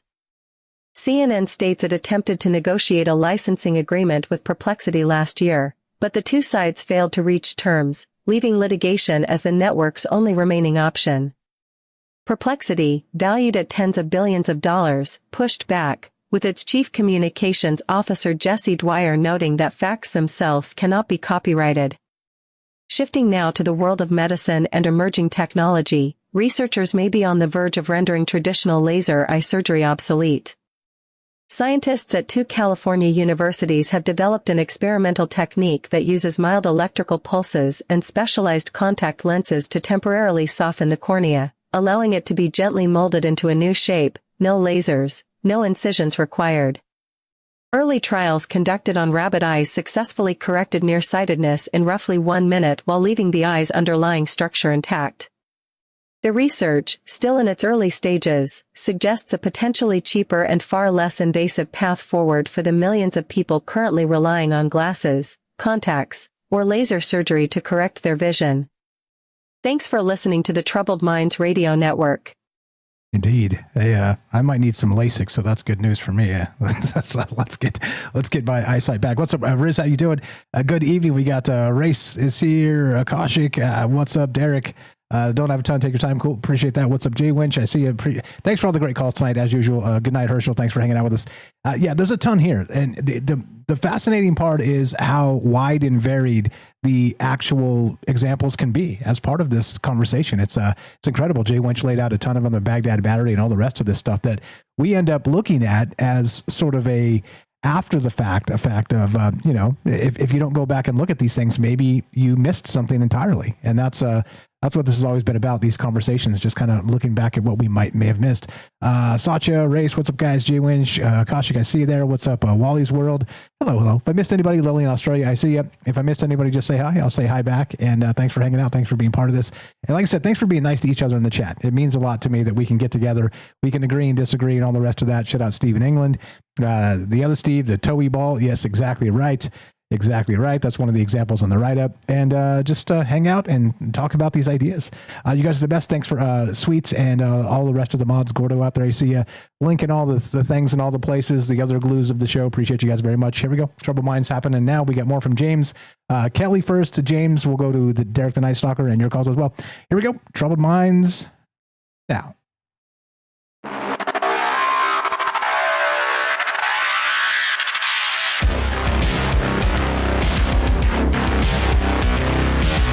Welcome back to Troubled Minds. All the places, all the things, yada, yada, yada, yada. Troubledminds.org, 702-857-6939. Tonight, I'm calling this the Ritual Artifact, Archaeology's Swampcast. Now, look, it's very simple. Some ideas are very simple. So the word ritual is archaeology's favorite answer for everything it can't explain.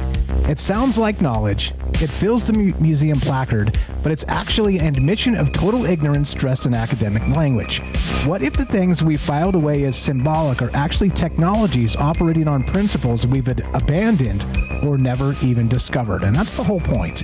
And look, what do you think great examples of this are? And, I could point to one and say, Gobekli Tepe, like that other radio guy, right? He always says that. There's a lot of these really old structures that are of dubious dates and stuff. So I don't know. Back to Kelly. Thanks for being patient, my man. 702-857-6939. Click the Discord link. Back to you. Thanks for being patient. Kelly, you're on Troubled Minds. What else you got, my man? Well, I just wanted like some things, they really can't explain either. That's some of the stuff like even misplaced artifacts. You see tons of that all over the place. Where they're pulling stuff out of coal, which they say coal takes millions of years to, or at least not thousands of years to create.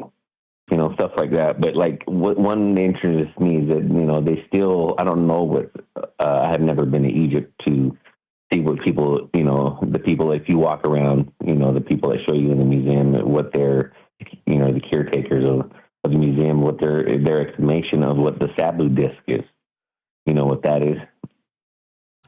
Say it again. What's the name? It's called Sabu disc. I believe I'm saying it right. SUBA Sabudis. No, never heard of it. Anyway, it's if I explain it, it's like a disc shape, right? But it's made of stone too. That's the most incredible part about it. It's not just any kind of stone. It's one of the hardest stones in there, and it's like, I don't know, and it's got a hole in the center, like, so it would be, you would slide it onto something, wood, or maybe another piece of stone or something. A lot of people think it was like something to move water with. If water was to hit it and it would spin, right? It's kind of like these. It's like a disc, but it's like, if you look at it, it almost kind of looks like it would be clay that if you would bend like the lips over, and it's just, but it's stone. That's what blows my mind. Or even some of the stone bases that are carved that looks like it was put on a lathe. That's the only way you're gonna get something like that. You know what I mean? And it's like rose granite. Some of that.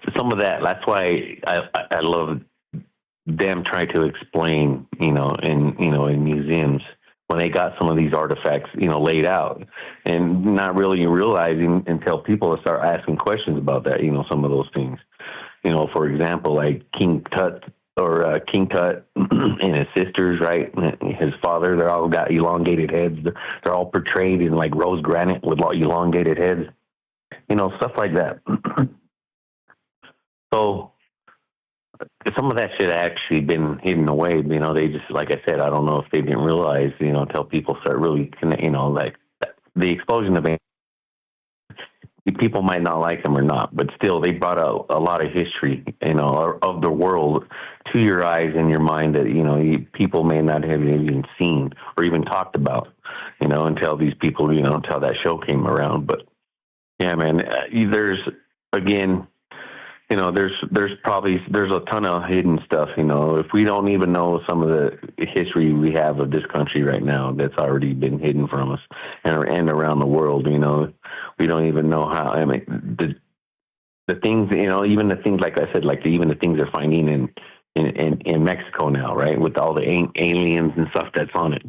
But it's incredible because they got the stones, and yes, the stone that they're finding in it, it's not like it was carved. It was like, it was not Latin molds. It was just that they were poured that way or like handmade until things. And inside of them, they got these electronic, and it's on the ends of it, and they're using some kind of crystal, a clear crystal. And then when you touch it or like push it to it, it creates a light, like a light bulb for you that you could walk around. So if you could be underground, like through these tunnels and stuff, you had light, so you could be able to walk around in some of this stuff. I mean, that's something that's not even touched on yet. You know what I mean? And still, we have, again, like with Egypt, that's a prime example anyway. I could go on and on, but I'd like to hear what the Night Stalkers got.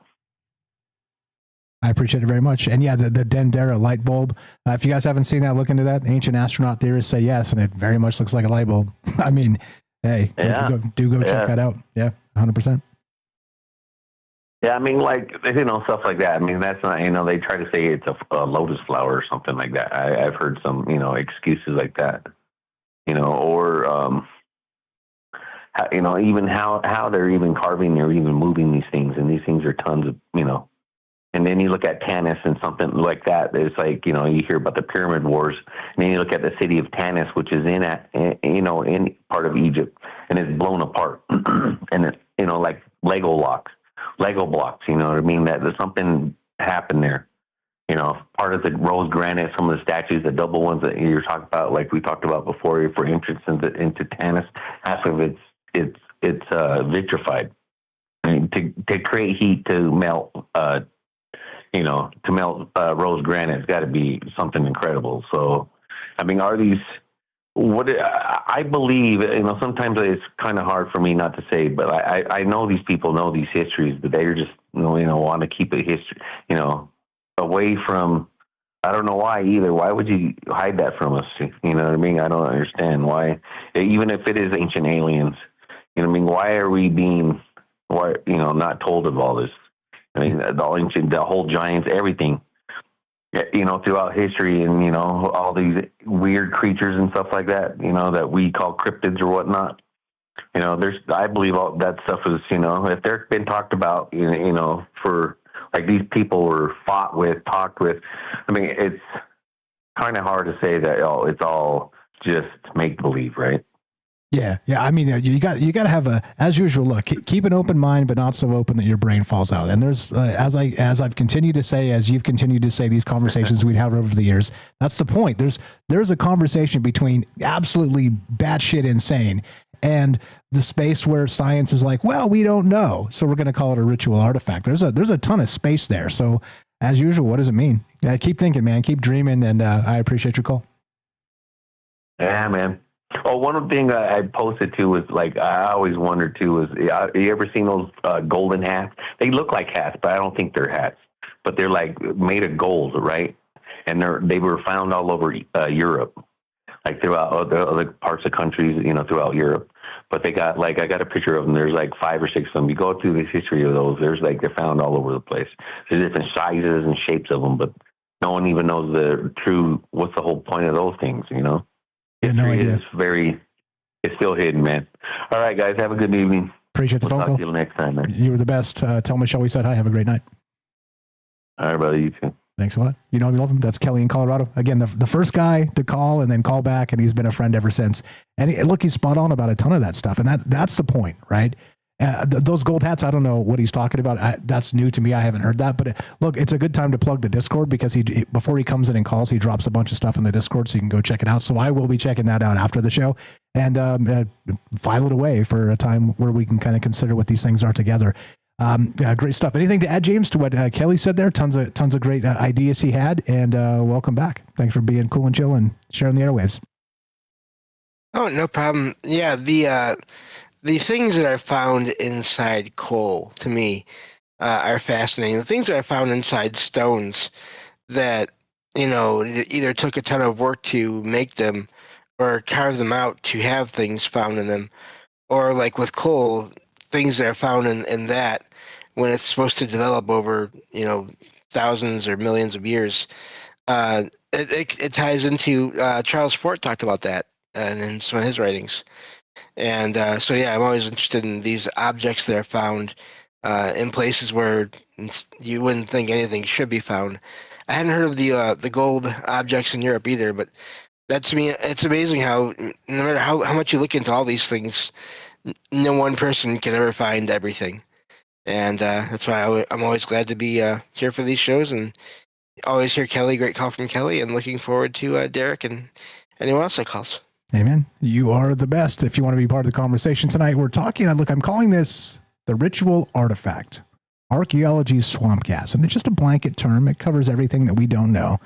But I think we should make it okay again to just say, we don't know. It doesn't have to actually be called a ritual artifact. Because, there's some really cool rituals, historically. Anyway, love to hear your thoughts here. Is it a little too hyperbolic of me to call it Archaeology swamp gas? Yeah, okay. 702-857-6939. Click the Discord link at troubleminds.org. We'll put you on the show just like this. What's going on, Brutus? Derek in Massachusetts. What's up, brother? The Night Stalker. How are you tonight? Thanks for popping in here. I know you're always busy up to your neck. What do you got for us? Tons of stuff in play, and take it wherever you like, as you know. Yeah, great show. Great calls, everybody. I don't have too much. Nothing too profound here. Just a couple thoughts. You started with the swamp gas thing, and just well, I think with the ritual stuff, I think it could go in a few different angles. It could be like mundane stuff. We're kind of giving more important characteristics, or like we're just because we found it, so we assume it must be really important. But it could be kind of a mundane thing, or it could be things that are technology and we're calling ritual, or it could be things that are ritual using technology.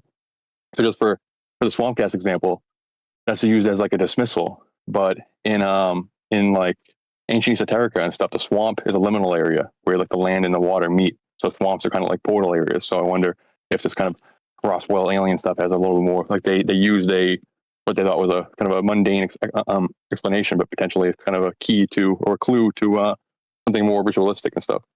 And kind of it reminds me of I talk about with James sometimes, how like it's kind of frustrating how, especially in America, any kind of haunted place they talk about, it's usually, well, this is built on an ancient Indian burial ground. Well, this must be ancient Indian burial ground. That's why it's haunted and stuff. And that's possible. I mean, it's definitely possible, but it could be just because there's a whole like type of paranormal sciences that we just don't have a good understanding for. So our first thought has been just, well, it must be cursed from an ancient Indian burial ground, or it must be somebody must have died here. It has to be why there's spooky stuff going on. But in the future, we might realize that there's, What do you think about that? Oh, I'm sorry. Just to say, yeah, definitely. Just real quick that and I'm sorry I interrupted there, but just the Indian burial ground thing. Yes, they're all over the place. But again, like you're saying, it may not be the origin for what's going on there, but because of popular culture, that gets put out there, and it's just really common. Yeah, exactly. And like with the kind of mundane items, I mean, because they're in stone, there's a strong chance that they're important, that they kind of set them in stone. But if I'm trying to think of like what stone stuff is around our residences and everything, like, are we gonna assume that like these stone frogs or stone like little dogs we have, like the Heideke dog on the side of our house is going to be, well, they must have venerated this frog character here, so frogs are very important. But in reality, it's just, I like frogs, let's put a Heideke under it, or a weird ceramic owl you have in the back to scare off like a bird feeder, or to scare off animals or something like that. Or like if they found Nike shoes, if they found like footprints from a Nike shoe, and it has all these like patterns underneath it, all these like spirals and stuff. Oh, well, they must have had sacred geometry baked into their clothing and stuff. So we see these footprints here because they're resonating with the ground and everything like that. And it's possible, or it's just a weird design, and vice versa. Like, or Kelly, when he's talking about the phallic stuff, reminded me of his like SNL sketch back in the day where this one person was taking people around like a tourist shop, showing people like different ancient like little like kitschy stuff that they can buy at the gift shop. And he goes, well, this is for ceremonial purpose. This represents this, and this is where they put the weed in. And the whole joke is just every item is just, this is where they put the weed in, and this is where the weed goes and stuff. That was the whole joke. So like, what if they find some kind of smoke shop and they have all their they find a bunch of contraptions and stuff. Oh, well, this must be a ceremonial thing because it's look at the way it's designed and look at the artistry behind it and stuff. And no, they were just getting high. Or Kelly's point about the lingams and stuff, or the phallics and everything. What if they find a ancient sex shop and stuff? Oh, they had these crazy wands and these crazy devices and everything. It's just, oh no, they were actually just shoving stuff up their butt. you know what's funny about that is that I think in Pompeii it was sort of like the Roman Sodom or whatever, like and so they found a bunch of that stuff. So I mean, so it is fascinating that a lot of that gets written out of history. At least I mean not directly, but I guess we'd rather look at modern living nether bits than old stone dusty ones. So I mean, maybe that's part of it. But also, what that reminded me of what you were just describing is also, don't forget that we not only do we have the obelisks of old and these people spending days, weeks, years, months, whatever, carving these things and then erecting them in sacred spaces. But then we also have the penis rockets, right? Going to the moon and going to Mars and stuff. I mean, it's so strange that, like, I don't know. I mean, does everything need to boil down to a phallic object? I mean, come on, Elon, really, bro? Come on. Yeah, exactly. It's weird. Some weird car driver movie. Yeah. So with this stuff and with the ritualness of it, there's a classic quote of any advanced technology is indistinguishable from magic, but we're assuming these things from the past can't be an advanced technology. Like, the reason why we don't recognize it can't be because it's more advanced than us. So it has to be some kind of just ceremonial thing.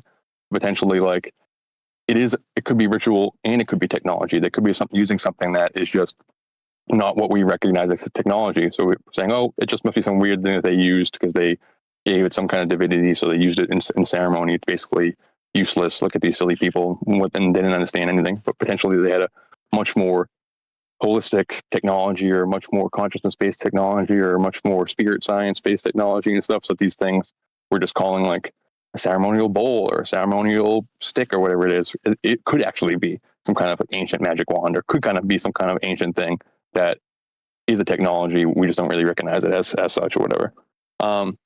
And kind of to that, and it's changing. Like the paradigm, I think, is shifting. I mean, we've had like 20 years since Ancient Aliens began and stuff. So there's like multiple generations of kind of grew up on that, and they never really experienced the kind of prohibition of pyramid knowledge and that type of stuff. Their first exposure to pyramids was probably on some kind of History Channel, Discovery Channel weirdness, where their first theory for it was probably some kind of free energy chamber and that type of stuff. So we kind of like went from, well, everything must be some kind of burial chamber, or everything must be some kind of like ritualistic ceremonial death site or something like that, to, oh, well, this must be an advanced technology. This must be some kind of free energy thing. We can understand the electricity, so it must be some kind of conductor, some electricity conductor and stuff, which is definitely, I think, probably closer. And I think it's like, that's interesting and stuff, impossible. But I like the idea that like there is a ritualness to them too. Like Crowley went inside the Great Pyramid and went inside these chambers and had these ritual moments where he made contact, and he dictated the Book of the Law after he went into the Great Pyramid and down in the chamber and stuff, that he received these downloads. So it's almost like the trajectory for me is like, or how I see it, is when there's no kind of technology, we haven't built anything yet, then whatever it is beyond the veil or from very far away or whatever the case may be, kind of flipping these ideas in through altered states, in through trance states or dreams or drugs or whatever the case may be. Get these little like clues or little inventions or little pieces of blueprints. And all these cultures from around the world, they create these stone temples, they create these big structures and stuff. And it might be explained to them as the importance of it is a ritual purpose, or they have like an importance to it as a reason why they went, like they spent so much time to do it. But then the mechanism after it was built, it amplifies communication. So they get a download, they build the thing it's like a movie Contact. They receive some kind of blueprint. They figure, like they follow the blueprint and they realize, oh, this is a portal machine. This is a spaceship where we can open a portal so we can contact this person or whatever. So they get the trance instructions. They build the stone structure that amplifies communication. They get more downloads. They receive all this new information of agriculture and society and civilization and metallurgy and all this kind of stuff. They build new stuff. They get new downloads and on and on and on until Steve Jobs takes some mushrooms and all of a sudden we get the iPhone and all that kind of stuff maybe it's like, it's both, it's technology and ritual, and the ritual moves the technology forward and the technology, I don't know. Does that make sense? Like, yeah. It could be both and all. Yeah. Yeah, and as usual, like the cyclical aspect of all this, and then don't forget the forgetting part, where some of these cycles are broken because of a cataclysm here, a cataclysm there. Hey, what's a couple of cataclysms between friends? I mean, and this is maybe why we're still kind of chasing our tail in this aspect, and everything is penises. I mean, back to that. It's a very strange space that everything is that ritual artifact, and everything's phallic, as Kelly said, and it was pointed out earlier by Jay Winch as well. Is that there's I don't know. It's weird. It is weird, but also I think maybe, just maybe, there's as I always say, there's something a little more to this, and that's why we talk about it. Yeah. I mean, it could be all and both and all the above, and different, like depending on when it's found, they're going to call it a different thing, or like if they found. I know all these things aren't going to last, but just for instance, if they found an old, or like they found the Boston Garden or something like that, and they're like, oh, well, this must be a huge a big ceremonial chamber where they did this and this and this. They don't really recognize it as like a sporting venue and stuff, a place to have like leisure time or a place to have entertainment and stuff. They view it as ritual place. But then if you think about, it is ritual, and it's along a river, and it's the kind of the Super Bowl, where it's like as kind of the bowl for drawing in energy and stuff. It has all these ritualistic aspects to it. So maybe it's both. Maybe it's they were using it, like the laymen were kind of using it for leisure time or recreation, and then the priest class at the top was using it for ritual, and had both of these things happening and stuff that maybe we don't even recognize our own technology in the current time as ritual items, and they are, So maybe we'll have a tough time deciphering 1,000-year-old technology, whether or not it's rituals or mundane or the case may be and stuff. I don't have that much on them. I could get back, but yeah, that's a good point. That's a good point. With all the stadiums we've got all over the place, right? You go back to the Roman Colosseum and the gladiators and all the games. Those were very ritual. I mean, we're talking death rituals and all kinds of weird stuff that happen in there. So who knows? Given another cataclysm between friends, maybe, just maybe, they're going to see us as something like that, and try and decipher what the basketball lines on the court mean if they're still around way ahead in the future. Exactly. The football stadiums that have kind of crumbled and collapsed are like, well, there's some they did outdoors and some they did indoors. We think it might have something to do with the acoustics or what, you know what I mean? Like who really knows? And of course this is this speculative future alien trying to decipher what the hell's actually in the remnant of a post-apocalyptic Earth. But anyway, go ahead. Well, like, yeah, or anything, if it's stone, it maybe like the house doesn't survive, but the walkway does, the front walkway doesn't. We found a ceremonial bridal path where they walked in this direction before a ritual. It's aligned to the moon and stuff, and maybe it is, but maybe it's just an accident, or like like they found some kind of an off ramp or like a rotary, something like that, where the cars go around in circles and stuff. So they're like, they walked along these paths, or they moved along these paths, and to move the energy around, they kept spinning around, like trying to create this vortex of energy. This is the vortex wheel of the ancient Bostonians, or kind of like that. We just I don't know. It could be I don't know. But then there are kind of weird ceremonial things that are baked into our modern culture that maybe we don't identify. So I don't know. It's weird. Any and all of the above. But stop rambling. That's all I really got. All of the above. I appreciate you very much. You were the best. You know me, love. Derek in Massachusetts, the Night Stalker. Go give him a follow. TroubledMinds.org/friends. It's under N. Follow the Night Stalker. Please do that. It's a YouTube channel. It's completely free. Shout out to Robert over there on Rumble. Posted this. So this is one I hadn't heard of either. And look, I think you can dig and just find tons of examples here. And here's another one. So this is from ancientorigins.net. I'll add the link to the description down below. Thank you to the Robert over there for the generous contribution on Rumble again tonight. 50,000-year-old bygone pipes. I'll read you that in a second. And also shout out to the Algorithm for gifting subs over there on Rumble as well. Appreciate you guys very much. Follow Algorithm. Links in the description. Follow the Robert. Go buy his book. Check this out. So, but let me read the thing. So the article here describes mysterious pipe-like formations near Mount Baigong in Qinghai, China. Pardon my Chinese. Initially touted as 150,000-year-old artificial iron pipes that might rewrite history, but now largely considered to be natural geological or fossilized tree root structures rather than advanced ancient technology or alien artifacts. Cool. There's another site too that kind of fits with this. So read into this. I'm going to read up on this. I don't know anything about this one. Let me just finish the little blurb. It says early reports from Chinese state media said iron pipes in caves and around a nearby saltwater lake were thermoluminescence dated to about 150,000 years, far older than any known human presence in the region. If truly human-made, this would imply either a lost advanced civilization or require a major revision of regional prehistory. And also, fascinatingly enough, I'm going to go to this site and I'll bring you back information. I don't know when. It's about a couple hours from Vegas, south of Vegas, but there's a place called an early man site in North America that has these tools, kind of a similar space where it would rewrite everything. If we have man-made tools going back hundreds of thousands of years, when we're, kind of told 30,000 years is the modern space for tools and humans and this type of stuff, at least for settling different areas and whatnot. But anyway, I'll get back to that at some point. Fire stuff. I appreciate that. Thank you to Algo and thank you to the Robert again for the generous donations there. And thank you to the Robert for sharing that article. It will be linked in the description. Do check it out. And like I said, the ideas here are endless, and you could probably spend weeks just going through this information and, all of it being written off. That's okay. Like I'm not, I don't, everything doesn't have to be an alien. All right. Like I always say, there's a difference between, the conversation where the conversation stops and everything's a ritual artifact. And then the space of how weird does it get before your brain falls out. Okay. Right. Keep an open mind, not so open that your brain falls out. There's a ton of fertile space in there for an intelligent discussion. That's what Troubled Minds is all about. You guys are the best. Thanks for hanging out tonight. James, anything to add to that? And then we'll wrap this up. Yeah, great calls from everyone. What Derek was talking about there, and just the idea of shapes of objects in like bowls and just round stadiums or stadiums of any kind, anything that is risen up from the ground or a sort of a depression in the ground.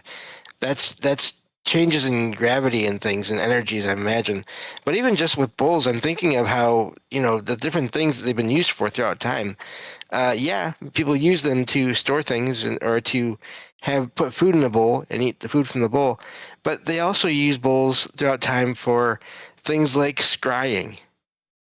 Think about the difference there in the purposes of an object that you can hold things in and the uses it can be put to, that same object possibly. It's really, it goes to what Derek was talking about there. how all this is, it's probably, like you were just saying too. Ricky and I say this all the time over on his paranormal show on Sundays. It's probably everything above, all the above. So, but yeah, thank you for him, man, as always, and looking forward to next time. Thank you for being here. You were the best. You know me, love him. That is James Salcido, of course, the paranormal expert of Troubled Minds. Give him a follow. Salcido Paranormal, just like it sounds, SALSIDO paranormal.com. Go buy his books. Go follow his podcast. Go hang out with him when he's doing the live streams on Discord. If we follow his Discord, do all the things. Go read his Substack. He's prolific when it comes to these ideas. And I'm not kidding when I say that James has basically created from nothing, from elbow grease and a bad attitude, and bad attitude is optional, but he's basically created the most comprehensive paranormal archive on the internet. Check it out. Lots of information over there, and that's exactly what this is all about. Thinking about ideas, building things, inspiring people to continue to build. So keep building. You're the best, James. Appreciate you very much. Please go give him a follow. Shout out to Robert over there. One more the generous donation. Thank you for that. The Robert adds this. Maybe those 50,000-year-old Chinese pipes are just ritual flaccid penises. Okay, I've got one for you. So what do you get when you take a flaccid penis and you petrify it? Oh, you can't even hear the thing. I didn't even have to say it. You know exactly what I meant. Anyway, you guys are the best. Thanks for hanging out. Thanks for being part of this. Thanks for caring about the ideas and the conversations. Thanks for being nice to each other. Thank you for supporting the show. I appreciate it. If you want to help us, support our friends. troubledminds.org/friends. Scroll down. So many people that have made this show go. Look, it's an in list. It's not an out list. So if you should be on that list, just let me know. I got a couple oversights again. I'll get Karen up there. I'll get Fred up there. I've got your links ready to go. I'm up to my neck. I'll do it right now after the show. Please follow everybody that's part of this, that's made this show go. That's the point, is that, look, if we don't help each other, what are we doing? What are we doing? Very simple, okay? Please, let's help each other. If you want to help us directly, spread the word. Let people know a conversation is happening where we're not going to talk about who to vote for. We're not going to chase down their narratives. We're going to look at some of the more interesting ideas of what it means to be human. That's the whole point. The entire point. Why do I want to talk about the orange man in politics? I don't. Look, I don't. I'm fired up, and there's some dumb things happening in the country, no matter who's in charge. It all fires me up. But I don't want to give energy to their narratives. Let's give energy to our own. There you go. Akashic got it right. So, hey, when you petrify a flaccid one, what do you get? Zing. A space rocket from Elon or something, or from Jeff Bezos. Anyway, you guys are the best. Thanks for hanging out. Thanks for being part of this. Spread the word. Let people know conversations happening. If you want to help, buy some merch. Shout out for the people that have done that recently. Thank you for that. Again, give some subs over there on Rumble like Algo did. Thank you. You can tip over on Rumble. Hey, Rumble. Rumble's the way, guys. If you haven't followed Rumble, please do that. Go follow the Rumble channel and come hang out with these amazing people over there. That's it. Simple as that. We'll be back on Sunday night, God willing. Don't forget, tomorrow's not yours until it's in the books. So give your loved ones a hug and be grateful for today. As we finish, it goes exactly like this. Be sure, be strong, be true. Thank you for listening. From our troubled minds to yours, have a great night. Shout out Ricky over there on Rumble. Take care, guys. Michael Strange out. We'll see you on Sunday night. Be well.